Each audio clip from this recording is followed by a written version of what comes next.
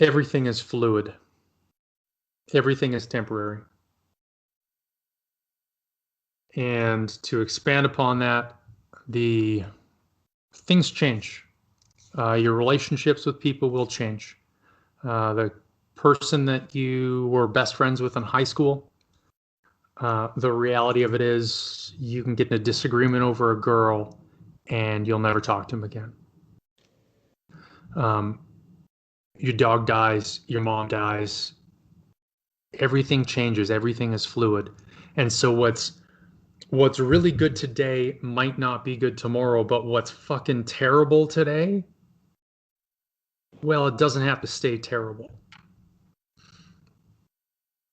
Yeah. And when we have that clarity, you just roll the punches. One of the analogies I like to use for a fight is, or for life is a fight, right? We'll say it's a boxing match. Now, you and I are standing in front of each other, and I'm gonna throw my jab a little bit. I'm gonna probe at you, and you're gonna throw some stuff back, and I'm gonna slip, and I'm gonna roll, and I'm gonna try to U-bob and all that. And that's fine. But sometimes you just need to bite down on the mouth guard and take one and give one. And just take one and give a better one. And so when we understand that some of the things that we have to do that suck, the way to come out the way to come out clean on the other side is to crawl through the river of shit. When we can understand that all of that is temporary, we stop setting these expectations that your life is going to be this grand thing, and that, I mean, why wouldn't someone recognize your genius? Right? I mean, like, it's you.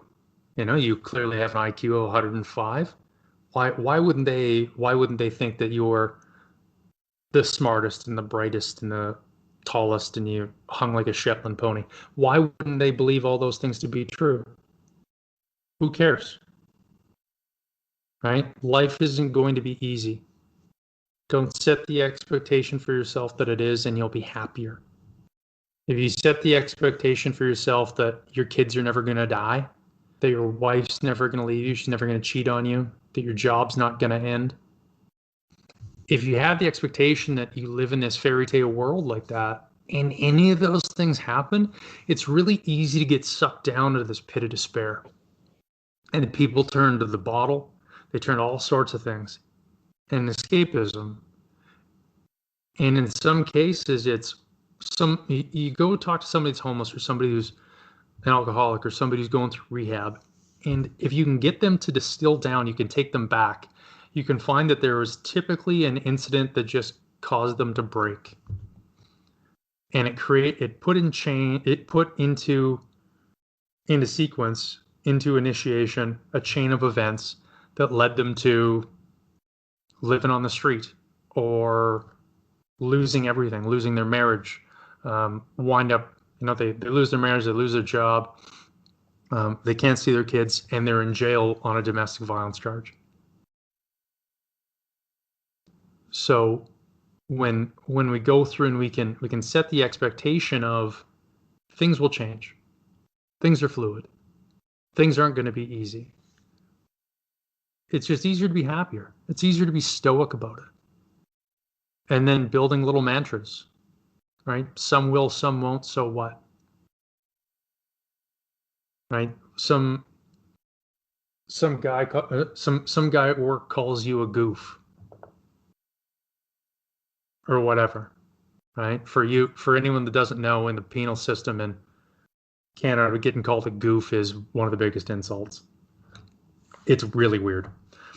So when somebody calls you a goof, they say something to you that's just terrible, whether it's true or not.